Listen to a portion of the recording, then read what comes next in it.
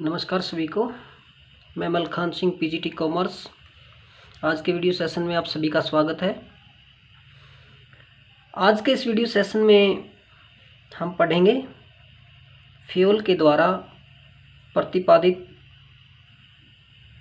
प्रबंध के सिद्धांत, फंडामेंटल प्रिंसिपल्स ऑफ मैनेजमेंट। समय समय पर बहुत सारे विशेषज्ञों ने, स्पेशलिस्ट ने अपने अपने प्रबंध के सिद्धांतों को प्रस्तुत किया है। Famous industrialist of France named Henry fuel has described 14 principles. France के एक प्रसिद्ध उद्योगपति जिनका नाम हेनरी फ्यूल है, उन्होंने अपनी एक पुस्तक है उनकी, जनरल एंड इंडस्ट्रियल मैनेजमेंट। उस पुस्तक में इन्होंने अपने प्रबंध के 14 सिद्धांतों का वर्णन किया है। मैं हेनरी फ्यूल के बारे में थोड़ा सा बता देता हूँ। हेनरी फ्यूल का जन्म सन 1841 ईस्वी में हुआ था और इनकी मृत्यु सन 1925 ईस्वी में हुई थी। इनको एडमिनिस्ट्रेशन मैनेजमेंट का फादर कहा जाता है, क्योंकि ये शुरू से ही इंजीनियर के पद के ऊपर थे। तो इन्होंने जो लेबर हैं उनकी समस्याओं को नज़दीक से नहीं देखा है, लेकिन इन्होंने एक जो प्रबंधक होता है, मैनेजर होता है, उसके मार्ग में आने वाली बाधाओं को अच्छी तरह से देखा है। तो लीजिए, इनके द्वारा प्रतिपादित हम जो 14 प्रिंसिपल्स है उनका हम सीरियल वाइज अध्ययन करेंगे। द फर्स्ट है अपना डिवीज़न ऑफ वर्क, यानी कि कार्य विभाजन। फ्यूल के अनुसार एक संपूर्ण कार्य को छोटे छोटे कार्यों में, उप कार्यों में विभाजित कर दिया जाता है और प्रत्येक कार्य को एक व्यक्ति को दे दिया जाता है। जब वो व्यक्ति उस कार्य को बार बार करेगा तो उस कार्य का वो विशेषज्ञ बन जाएगा।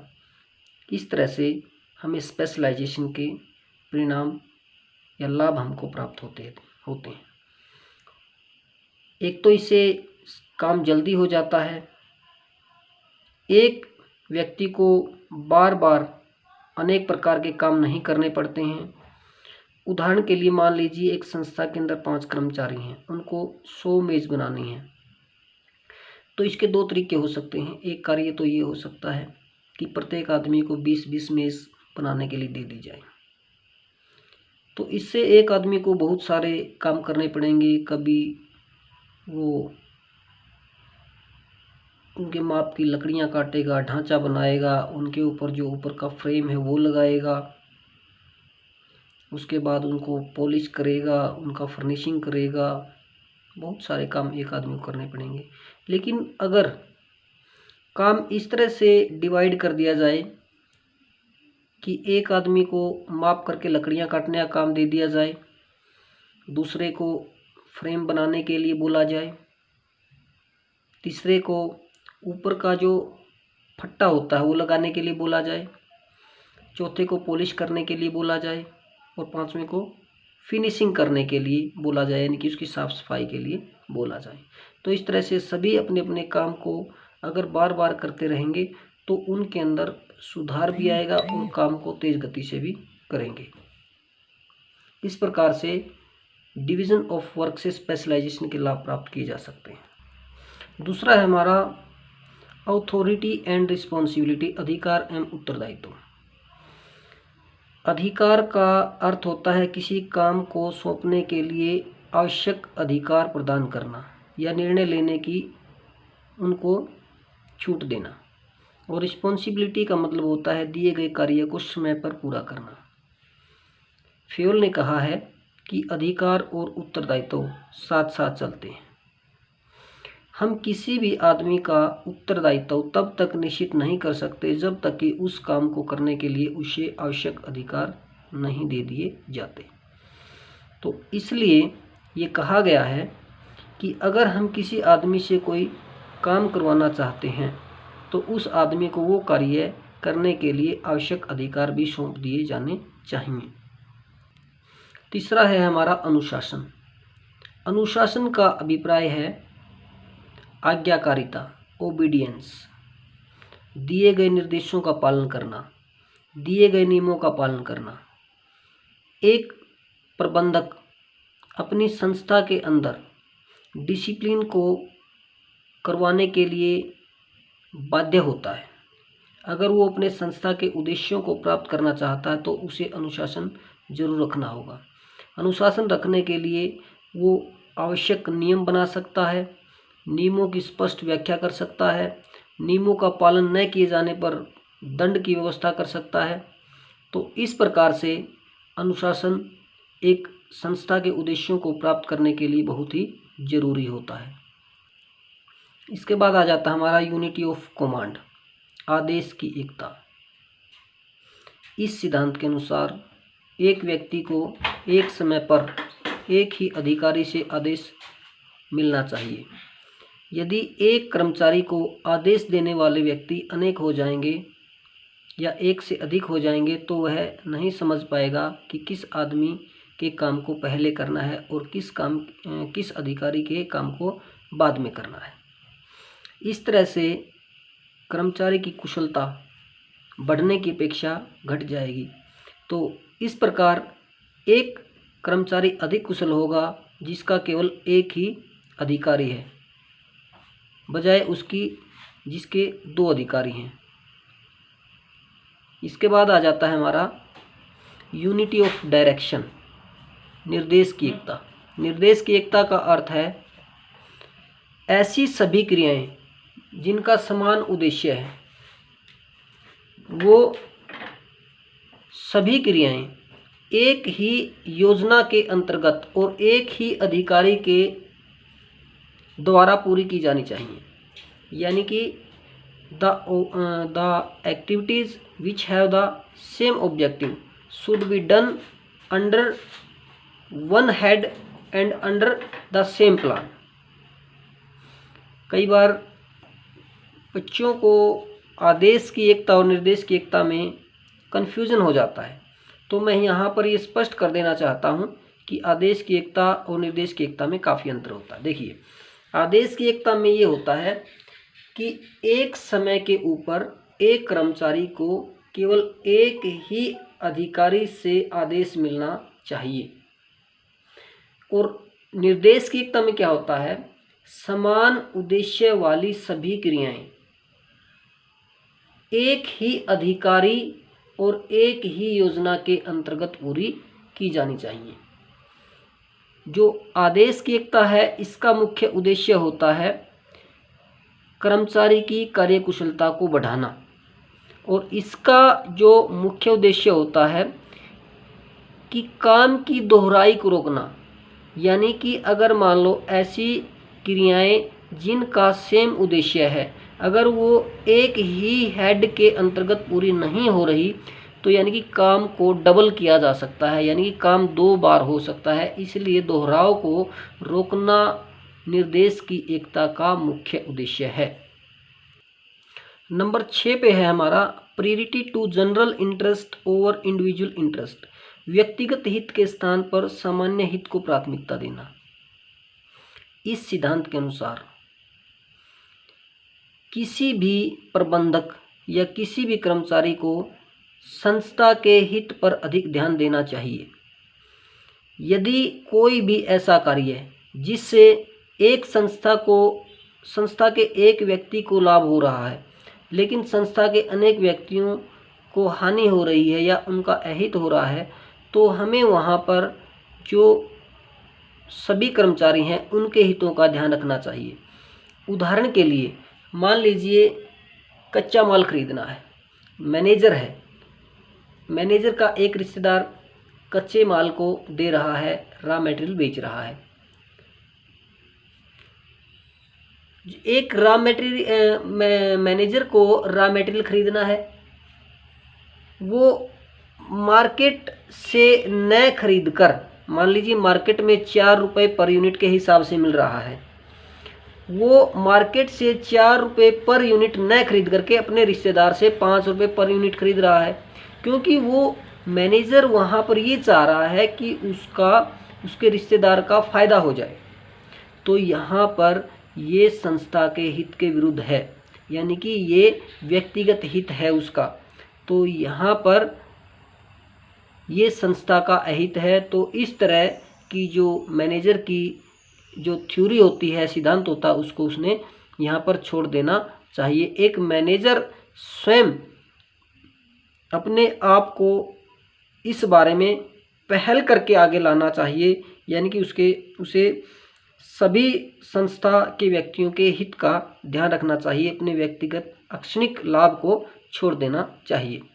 7th हमारा फेयर रेम्युनरेशन टू एम्प्लॉयज़, कर्मचारियों को उचित पारिश्रमिक। उचित पारिश्रमिक क्या हो? उचित पारिश्रमिक का मतलब होता है कि इसी प्रकार की संस्था में अगर कोई व्यक्ति कार्य कर रहे हैं तो उनको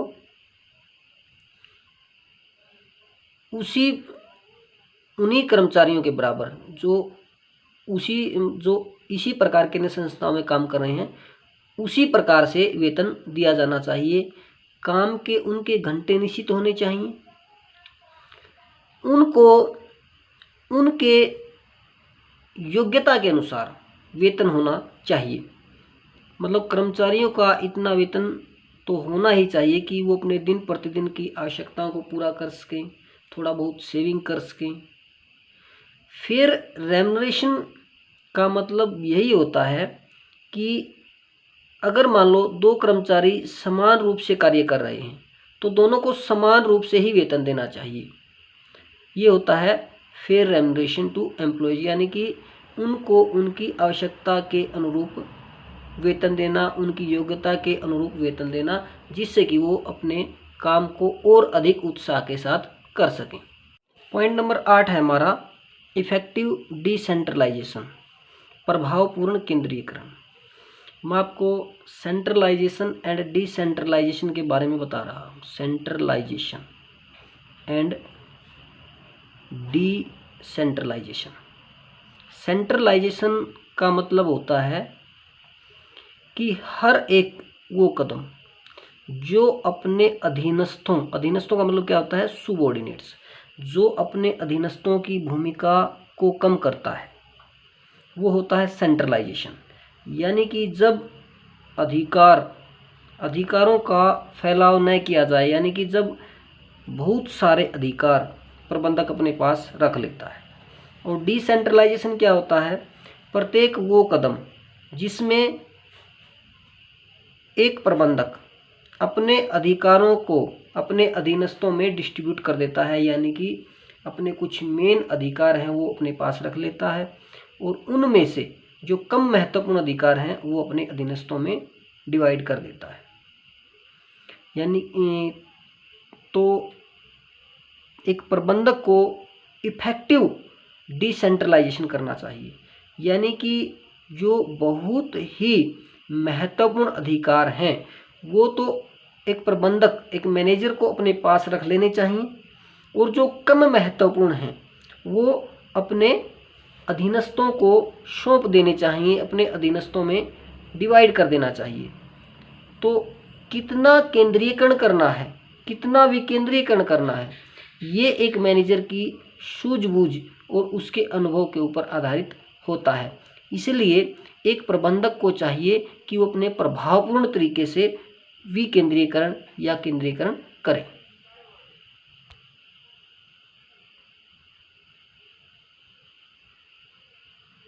यानी कि इस व्यक्ति को लगाना चाहिए।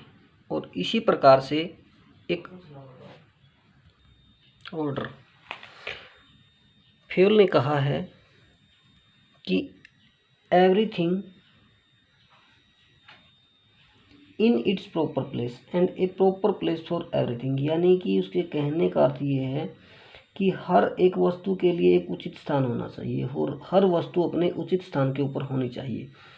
इसी प्रकार उसने मानव के बारे में भी ये कहा है कि a place for everyone and everyone in its appropriate place, यानी कि हर एक व्यक्ति के लिए एक स्थान होना चाहिए और हर व्यक्ति अपने निश्चित स्थान पर होना चाहिए। इन दोनों प्रकार की व्यवस्थाओं को लागू करने से हर एक व्यक्ति का, हमें ये पता होगा कि हर एक व्यक्ति कहाँ है, उसका कार्यस्थल कहाँ है, उसे क्या काम करना है और उसकी ज़रूरत की वस्तुएं उसे कहाँ पर मिलेंगी। तो इस तरह से सभी संसाधनों का उपयोग आसानी से किया जा सकता है। इसके बाद नेक्स्ट पॉइंट हमारा इक्विटी, समता। समता का अर्थ है सभी के साथ एक जैसा व्यवहार करना।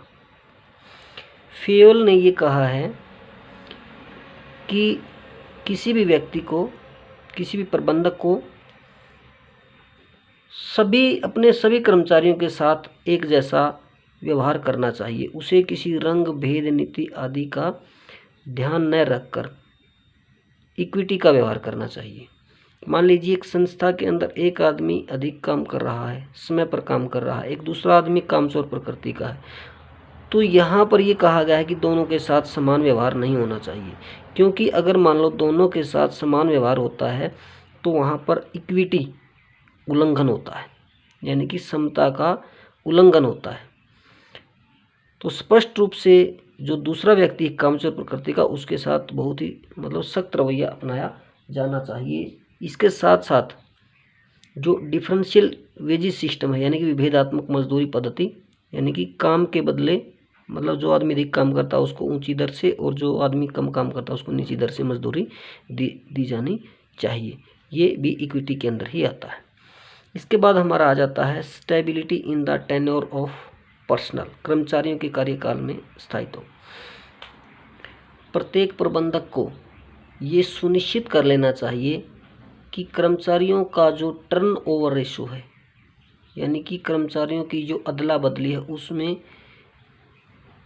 बहुत अधिक डिफरेंस नहीं होना चाहिए, यानी कि ऊंची दर नहीं होनी चाहिए। क्योंकि अगर किसी संस्था के अंदर इस तरह से होता है तो कर्मचारियों को ये पता, कर्मचारियों के दिमाग में यह बात बैठ जाएगी कि उनको जाना तो है ही, तो वे अपने क्यों अधिक कार्य करें संस्था के अंदर। अगर कर्मचारियों को मन से ये भय निकल जाए कि उनको संस्था से नहीं निकाला जाएगा, यानी कि वो अपने जहाँ पर कार्य कर रहे हैं वहाँ पर स्थिर हैं, तो वो मन लगा करके मेहनत करेंगे, अपनी कार्यक्षमता को और अधिक यूज करेंगे। तो इसलिए किसी भी संस्था के अंदर प्रबंधक को ये सुनिश्चित कर लेना चाहिए, कर्मचारियों को ये विश्वास दिलाना चाहिए कि उनको काम से नहीं निकाला जाएगा। और एक और जहाँ संस्था के अंदर कर्मचारियों का जो टर्न ओवर रेशियो अगर अधिक होता है तो वो संस्था के लिए अहितकर होता है, उसकी जो गुडविल होती है वो संस्था की वो भी खराब होती है। तो इसलिए संस्था के अंदर जो कर्मचारी है उसकी टर्न ओवर रेशियो बहुत अधिक नहीं होनी चाहिए। इसके बाद आ जाता है पॉइंट नंबर 12 हमारा इनिशिएटिव, पहल अक्षमता। पहल अक्षमता का मतलब होता है किसी भी व्यक्ति को एक सीमाओं के अंदर रहते हुए अपने तरीके से काम करने देना। जब हम कर्मचारियों को इस तरह की पहल देंगे, यानी कि वो अपने अधिकार क्षेत्र के रहते हुए काम को अपने तरीके से कर सके, तो उसकी कार्य क्षमता में वृद्धि हो सकती है। यहाँ एक पहल क्षमता को बढ़ाने का अच्छा तरीका ये है कि अगर मान लो कोई व्यक्ति अगर अच्छे विचारों के साथ अपने आप को प्रस्तुत करता है तो उसके विचारों का स्वागत करना चाहिए, न कि ये हो कि ये बात मेरे एक छोटे कर्मचारी के द्वारा कही गई है तो इसका फॉलो मैं क्यों करूं।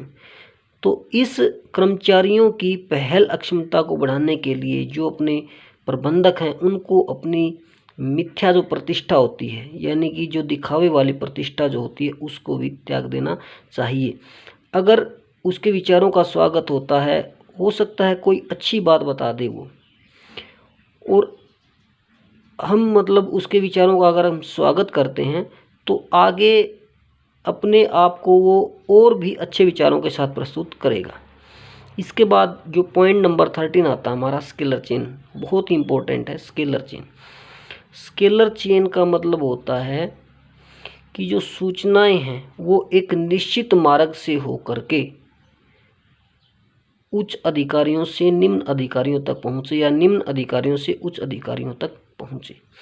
यहाँ पर ये देखिए चित्र में ए वरिष्ठ प्रबंधक है, ये इसके नीचे कार्य कर रहे हैं। अगर मान लीजिए ए से जी तक सूचना पहुँचानी है तो क्या होगा, ए बी को बताएगा, बी सी को, सी डी को, डी ई को, और ई एफ को, और एफ जी को। यानी कि एक निश्चित मार्ग में होती हुई सूचनाएं आएंगी। इसी तरह से अगर मान लो जी को ए तक कोई संदेश पहुंचाना है तो जी पहले एफ को बताएगा, ई को बताएगा, ई डी को, ऐसे ऐसे मतलब फिर चलता रहेगा। ये होता है हमारा सोपान श्रृंखला। सोपान श्रृंखला का अर्थ यही है कि सूचनाओं का एक निश्चित पथ होना, अधिकारियों से अधीनस्थों तक या अधीनस्थों से अधिकारियों तक एक निश्चित मार्ग से सूचनाएं पहुंचना। एम को बताना है, मान लो एफ ने एम को बताना, तो ऐसे ही होगा। ये पहले इस तरीके से आएगा, ये ए तक पहुंचेगा, उसके बाद ए एल को बताएगा, फिर एल एम को बताएगा। एक आ जाता है हमारा गैंग प्लैंक। क्या आता है, गैंग प्लैंक, यानी कि समतल संपर्क।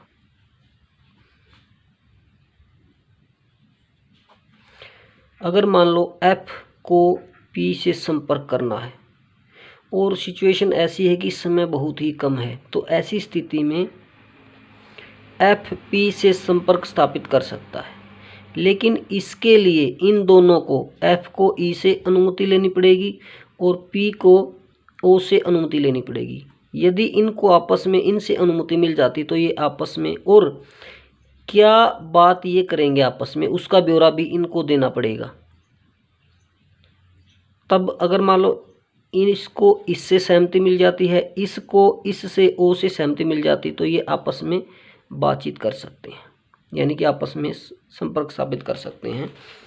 तो इसको हम बोलते हैं समतल संपर्क, यानी कि विभिन्न मदों को छोड़ते हुए, विभिन्न मध्यस्थों को छोड़ते हुए आपसी एक समान अधीनस्थ पद के ऊपर आपस में संपर्क स्थापित करना गैंग प्लैंक कहलाता है। हाँ, अगर मान लो ये अनुमति ना दें तो फिर तो ऐसे ही यही प्रोसीजर होगा, पहले ए को आएगा, फिर उसके बाद एफ से ए को आएगा और ए से पी को आएगा, इस तरह से मतलब होगा। इसके बाद जो आता है हमारा नेक्स्ट है हमारा एस्पिरिट ऑफ डी कॉर्प, सहयोग की भावना। सहयोग की भावना का मतलब होता है